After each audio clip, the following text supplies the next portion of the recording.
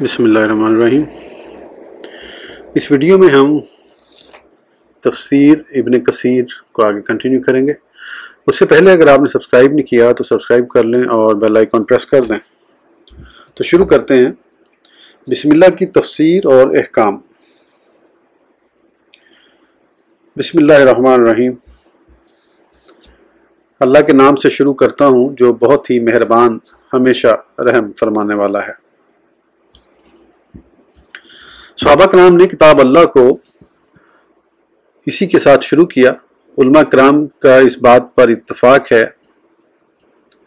کہ سورہ نمل کی ایک آیت کا جز ہے۔ البتہ اس بات میں اختلاف ہے کہ یہ ہر سورت کے شروع میں ایک مستقل آیت ہے یا ہر سورت کی آیت ہے اس کے شروع میں لکھی ہوئی ہے یا ہر سورت کی بعض آیت ہے، یا یہ صرف سورہ فاتح کی ہی آیت ہے اور دوسری سورتوں کی نہیں، یا یہ فواصل کے لیے یعنی صورتوں کا ایک دوسری سے جدا کرنے کے لیے لکھی جاتی ہے، نہ کہ آیت کے طور پر۔ علماء سلف و خلف کے اس بارے میں متعدد اقوال ہیں۔ کسی اور مقام پر اس کی تفصیل بھی موجود ہے۔ سنن ابو داؤد میں صحیح سند کے ساتھ حضرت ابن عباس سے مروی ہے کہ رسول اللہ صلی اللہ علیہ وسلم کو صورتوں کا باہمی فاصلہ معلوم نہیں ہوتا تھا، حتیٰ کہ آپ صلی اللہ علیہ وسلم پر بسم اللہ الرحمن الرحیم تسمیہ نازل ہوئی۔ حاکم ابو عبداللہ نیشاپوری نے بھی اپنی مستدرک میں اسی طرح لکھا ہے۔ حضرت سعید بن جبیر سے ایک مرسل حدیث بھی ہے۔ صحیح ابن خزیمہ میں حضرت ام سلمہ سے مروی ہے کہ رسول اللہ صلی اللہ علیہ وسلم نے تسمیہ یعنی بسم اللہ کو نماز کے دوران سورہ فتح سے پہلے پڑھا اور اسے ایک آیت شمار کیا، لیکن اس کے ایک راوی عمر بن ہارون بلخی ہیں، یہ ضعیف ہیں۔ دارقطنی نے اس کی مطابق ذکر کی ہے جس کے راوی حضرت ابو ہریرہ ہیں۔ اسی کی مثل حضرت علی ابن عباس وغیرہ سے بھی مروی ہے۔ بعض لوگوں کی رائے ہے کہ یہ سورہ توبہ کے سوا ہر سورت کی آیت ہے۔ ان میں حضرات ابن عباس، ابن عمر، ابن زبیر، ابو ہریرہ، علی رضی اللہ عنہم اجمعین، تابعین میں سے حضرات عطا، طاؤس، سعید بن جبیر، حضرت مکحول اور زہری شامل ہیں۔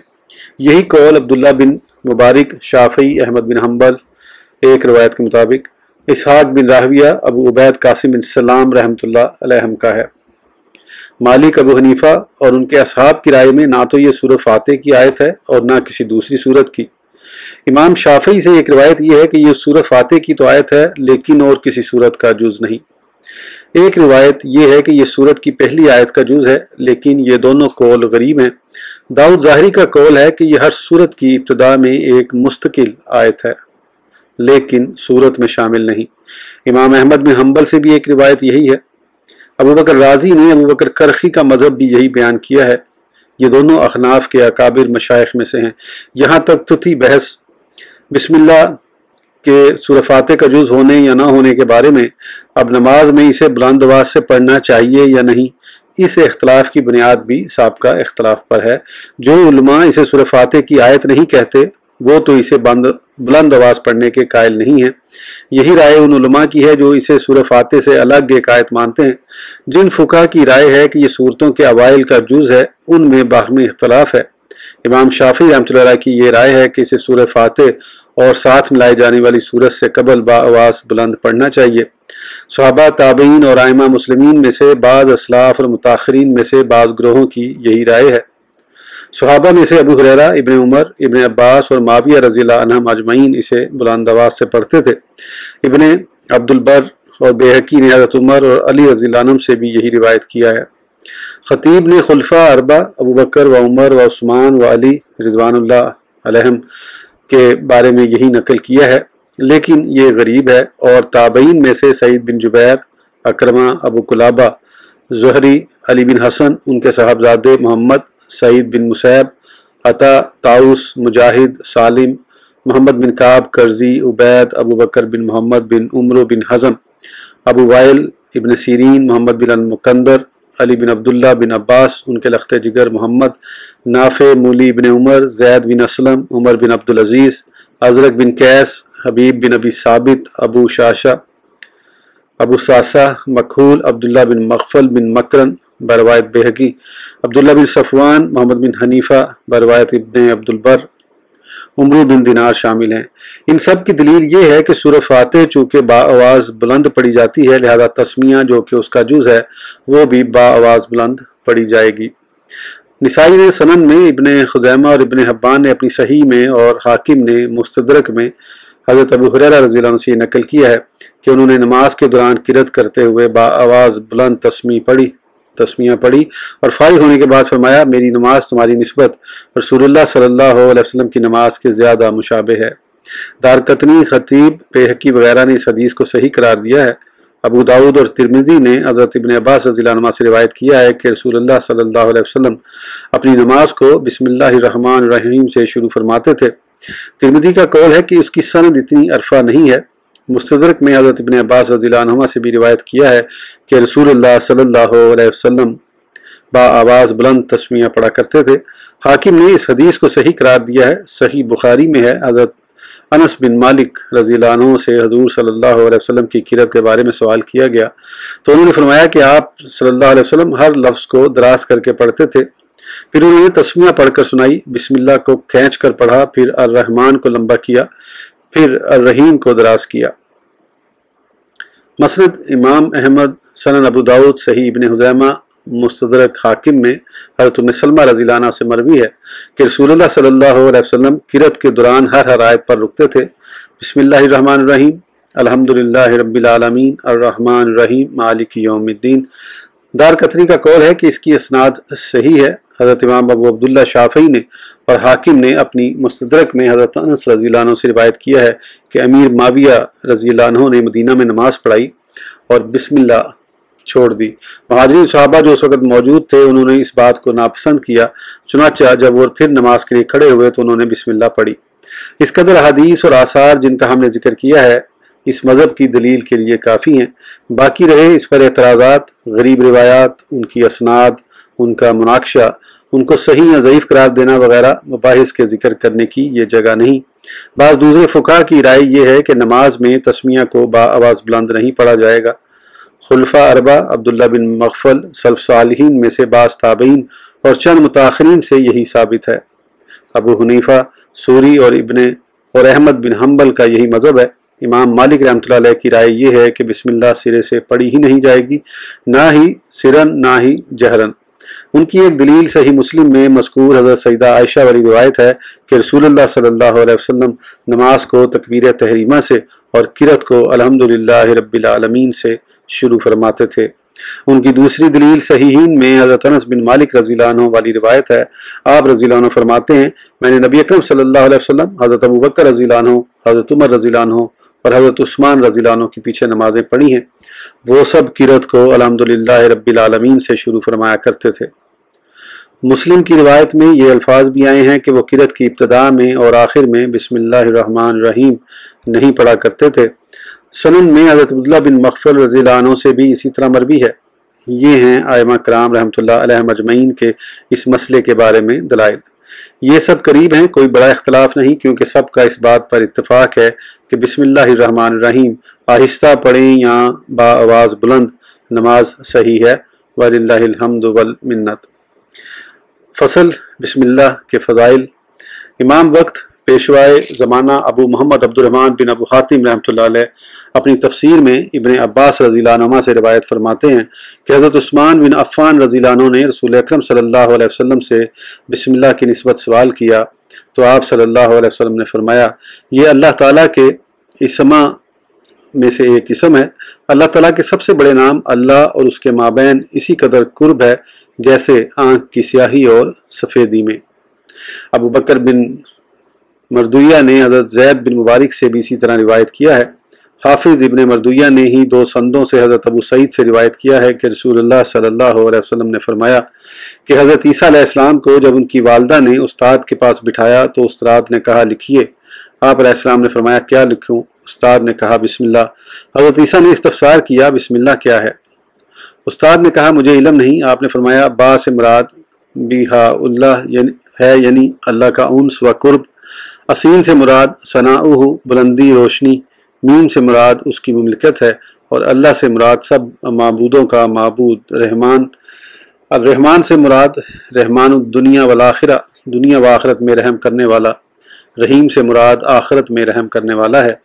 اس روایت کو ابن جریر نے اسی روایت کو ابن مسعود اور ابو سعید نے اسی طرح ذکر کیا ہے، لیکن یہ بہت ہی قریب ہے۔ ممکن ہے یہ کسی صحابی وغیرہ سے مروی ہو، یہ بھی ممکن ہے کہ یہ روایت اسرائیلیات سے ہو، مرفوع حدیث نہ ہو، واللہ اعلم۔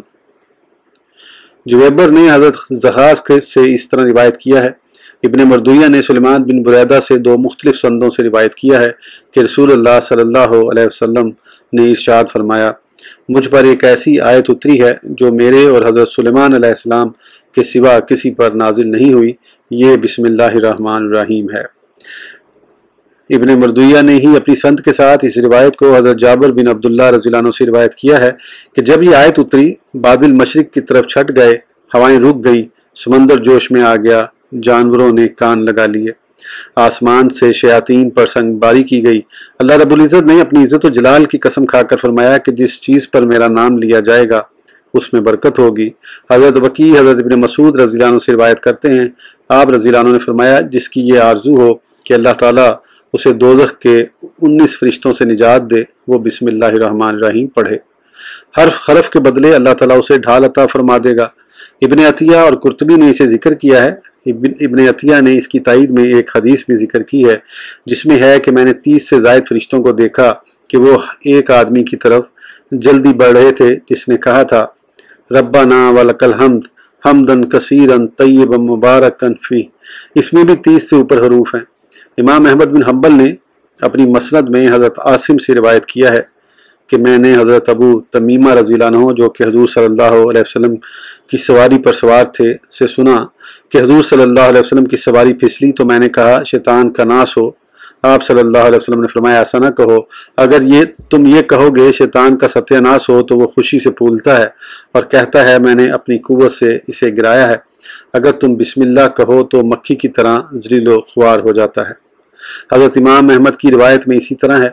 نسائی نے اپنی کتاب الیوم و اللیلہ میں، ابن مردویہ نے اپنی تفسیر میں اس روایت کو نقل کیا ہے، اور ابو تمیمہ کا نام اسامہ بن عمیر بتایا ہے۔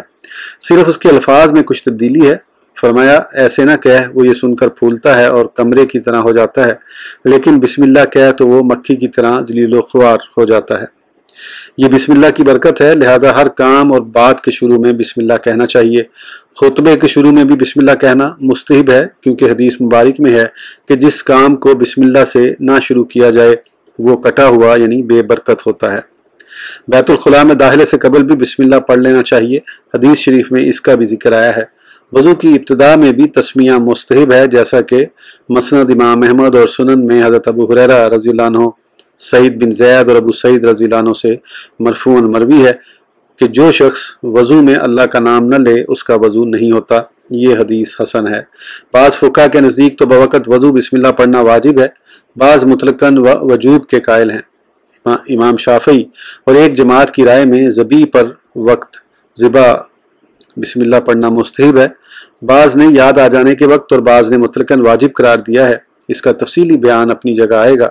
رازی نے اپنی تفسیر میں بسم اللہ کے فضائل میں چند احادیث ذکر کی ہیں، ان میں سے ایک روایت میں حضرت ابو ہریرہ رضی اللہ عنہ سے مروی ہے کہ رسول اللہ صلی اللہ علیہ وسلم نے فرمایا، جب تو اپنی بیوی کے پاس جائے تو بسم اللہ کہہ، اگر اس سے اللہ تمہیں فرزند عطا فرمائے تو اس کے اور اس کی ذریت کے سانسوں کے برابر تمہیں نیکیاں عطا کی جائیں گی۔ اس روایت کی کوئی اصل نہیں، میں نے تو اسے کتب معتبرہ یا غیر معتبرہ میں کہیں نہیں دیکھا۔ اسی طرح کھانا کھاتے وقت بھی تسمیہ کہنا مستحب ہے، جیسا کہ صحیح مسلم کی روایت میں ہے کہ رسول اللہ صلی اللہ علیہ وسلم نے اپنے پروردہ حضرت عمر بن ابو سلمہ سے فرمایا، بسم اللہ کہہ اور اپنے دائیں ہاتھ سے اور اپنے سامنے سے کھا۔ بعض علماء نے اس حالت میں بسم اللہ کہنا بھی واجب قرار دیا ہے۔ اس طرح میاں بیوی کے ازدواجی خفیہ تعلقات کے وقت بھی بسم اللہ مستحب ہے، جیسا کہ صحیحین میں حضرت عبداللہ بن عباس رضی اللہ عنہ سے مروی ہے کہ رسول اللہ صلی اللہ علیہ وسلم نے فرمایا، جب تم میں سے کوئی اپنی زوجہ کے پاس جانے کا ارادہ کرے تو کہے، بسم اللہ اللہم جنبنا الشیطان وجنب الشیطان ما رزقتنا، اللہ کے نام سے بار الہا ہمیں شیطان سے بچا، اور جو کچھ اولاد ہمیں تو عطا فرمائے اسے بھی شیطان سے بچا۔ اگر اس مباشرت سے حمل ٹھہر گیا اور بچہ پیدا ہوا تو اس بچے کو شیطان کبھی نقصان نہیں پہنچائے گا۔ یہاں یہ بھی واضح ہو گیا کہ بسم اللہ کی با کو کس کے متعلق کریں گے، کیا وہ اسم ہے یا فعل؟ نحویوں کا اس کے بارے میں دو قول ہیں، ہر ایک کی دلیل قرآن کریم میں موجود ہے۔ جن علماء کے نزدیک یہاں اسم مقدر مانا جائے گا تو عبارت یوں بنے گی، بسم اللہ ابتدائی یعنی اللہ کے نام سے میری ابتدا ہے۔ قرآن کریم میں ارشاد باری تعالیٰ ہے وَقَالَ ارْكَبُوا فِيهَا بِسْمِ اللَّهِ مَجْرِهَا وَمُرْسَاهَا إِنَّ رَبِّي لَغَفُورٌ رَحِيمٌ سورہ ہود۔ اور نوح نے کہا سوار ہو جاؤ اس کشتی میں اللہ کے نام کے ساتھ ہی اس کا چلنا اور اس کا لنگر انداز ہونا ہے۔ بعض نے فعل مخذوب مانا ہے، خواہ امر ہو یا خبر، ماضی و مضارع جیسے ابداء بسم اللہ اور ابتدات بسم اللہ، کیونکہ ارشاد باری تعالیٰ ہے اقرا بسم ربک الذی خلق۔ دراصل دونوں صحیح ہیں، اس لیے کہ فعل کے لیے بھی مصدر لازمی ہوتا ہے، تو جو کام شروع کیا جا رہا ہے اس کے مطابق فعل محذوف نکالا جا سکتا ہے، جیسے کھڑا ہونا، بیٹھنا، کھانا پینا، پڑھنا، وضو کرنا یا نماز پڑھنا۔ یمن و برکت اس کام کو بخیر و خوبی انجام دینے اور قبولیت کے لیے ان سب کے شروع میں اللہ کا نام لینا مشروع ہے، واللہ عالم۔ ابن جریر اور ابن ابی حاتم نے حضرت ابن عباس رضی اللہ عنہ سے روایت کیا ہے کہ پہلی مرتبہ جبریل علیہ السلام جب حضور صلی اللہ علیہ وسلم پر نازل ہوئے تو فرمایا اے محمد پڑھیے استعیذ باللہ من الشیطان الرجیم، پھر فرمایا پڑھیے بسم اللہ الرحمن الرحیم۔ ابن عباس رضی اللہ عنہ فرماتے ہیں گویا کہ اٹھتے بیٹھتے تلاوت کرتے وقت سب امور اللہ تعالیٰ کے ذکر سے شروع فرمائے۔ یہ الفاظ ابن جریر کے ہیں۔ رہا مسئلہ اسم کا، کیا نام مسمی ہے یا کچھ اور، اس بارے میں لوگوں کے تین اقوال ہیں۔ اسم ہی مسمع ہے، یہ قول ابو عبیدہ شیبویہ کا ہے۔ باقلانی ابن فورق نے بھی اسے ہی اختیار کیا ہے۔ رازی محمد بن عمر المعروف ابن خطیب الرازی اپنی تفسیر کی ابتدا میں لکھتے ہیں خشویہ کرمیہ اور اشریہ کا قول ہے کہ اسم نفس مسمی ہے اور نفس تسمیہ کا غیر ہے۔ معتزلہ کی رائے میں اسم مسمی کا غیر اور نفس تسمیہ ہے۔ ہماری پسندیدہ رائے کے مطابق اسم مسمی کا بھی غیر ہے اور تسمیہ کا بھی۔ پھر ہم کہتے ہیں اگر اسم سے مراد وہ لفظ ہے جو آواز کے ٹکڑوں اور حروف کا مجموعہ ہے تو بالبداہت یہ ثابت ہوا کہ یہ مسمی کا غیر ہے، اور اگر اسم سے مراد ذات مسمی ہے تو یہ واضح کی وضاحت کرنے کے مترادف ہے، جو ایک بیکار بحث ہے۔ تو ثابت ہوا کہ اس بحث میں الجھنا ہی فضول ہے۔ اس کے بعد اسم اور مسمی کے تضاد پر دلائل کو شروع کرتے ہیں کہ کبھی اسم موجود ہوتا ہے اور مسمی مفقود ہوتا ہے، جیسے معدوم کا لفظ۔ کبھی ایک چیز کے متعدد اسماء ہوتے ہیں جیسے مترادفات۔ کبھی اسم ایک ہوتا ہے اور مسمی متعدد جیسے لفظ مشترک۔ اس سے معلوم ہوا کہ اسم اور مسمی کے مابین فرق ہے۔ نیز اسم تو لفظ ہے اور یہ عرض ہے، اور مسمی کبھی ذات ہوتی ہے، ممکن یا واجب۔ اسی طرح لفظ آگ یا برف ہے، اگر اسم ہی مسمی ہوتا تو آگ کا لفظ بولنے والا تپش محسوس کرتا اور برف کا لفظ بولنے والا ٹھنڈک محسوس کرتا۔ علی حاضل قیاس۔ لیکن کوئی عقل مند اور ذی شعور آدمی ایسا نہیں کہتا۔ اسی طرح اللہ تبارک و تعالیٰ کا ارشاد ہے وَلِلَّهِ الْأَسْمَاءُ الْحُسْنَى فَادْعُوهُ بِهَا سورہ اعراف، اور اللہ ہی کے لیے ہیں نام اچھے اچھے، سو پکارو اسے انہی ناموں سے۔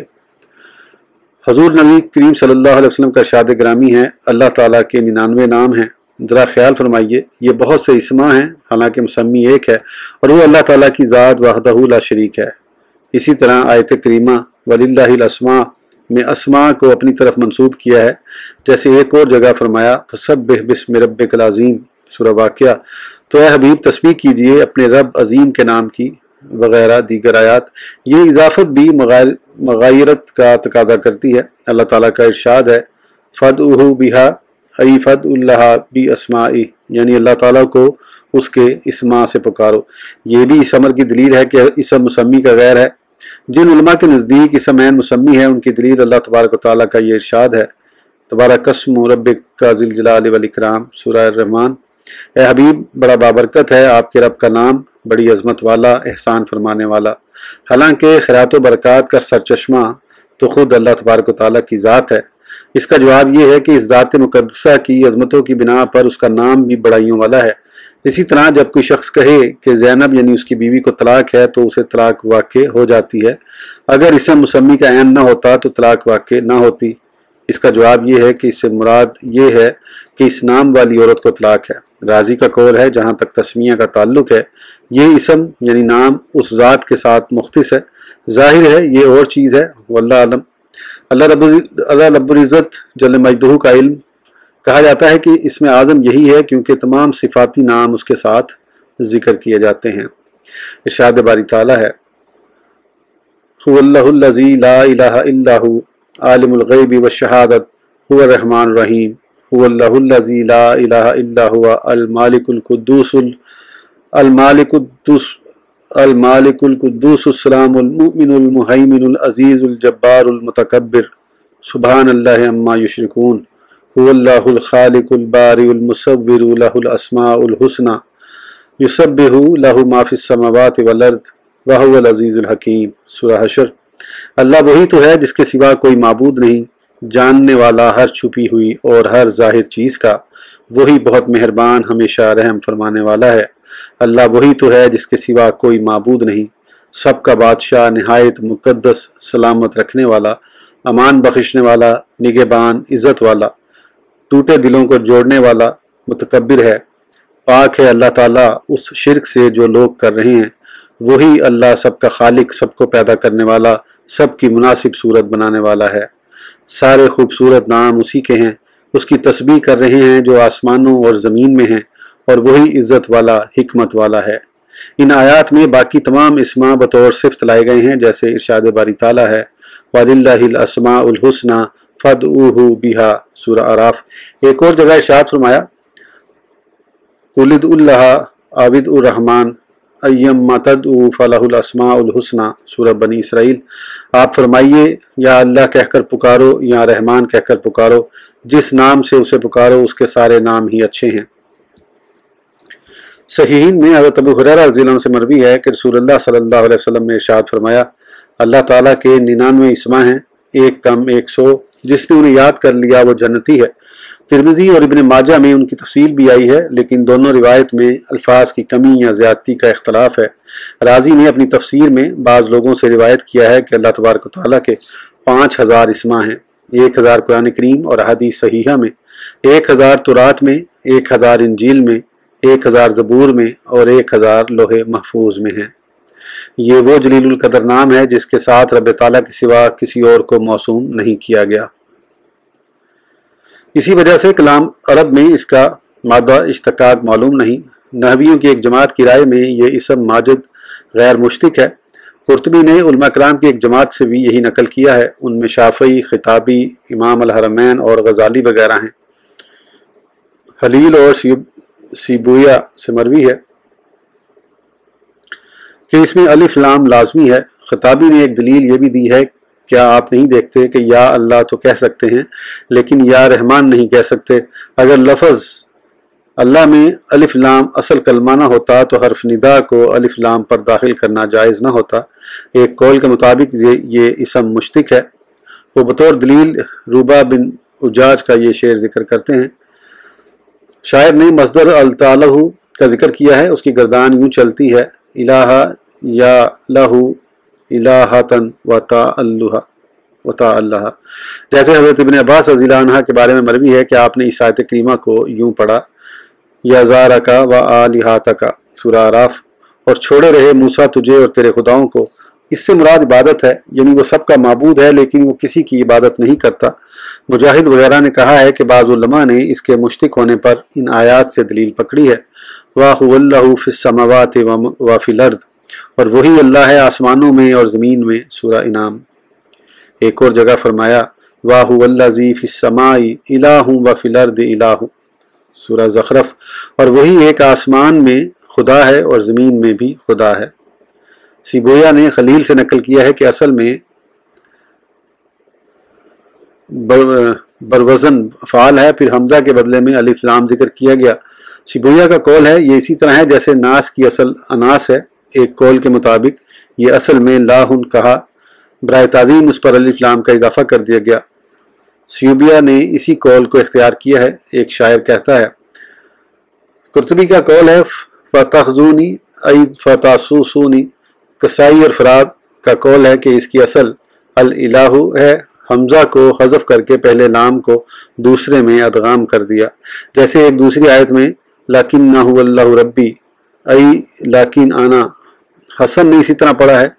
कुर्तुबी आगे लिखते हैं कि ये एक कौल में वालिहा हैरान होना और अलवलाहु अक्ल का चले जाना कहा जाता है। रजूलुन व इलाहुन व अमराअतुन वलहा व मौलुहातुन। ये उस वक़्त कहते हैं जब उसे जंगल में भेज दिया जाए।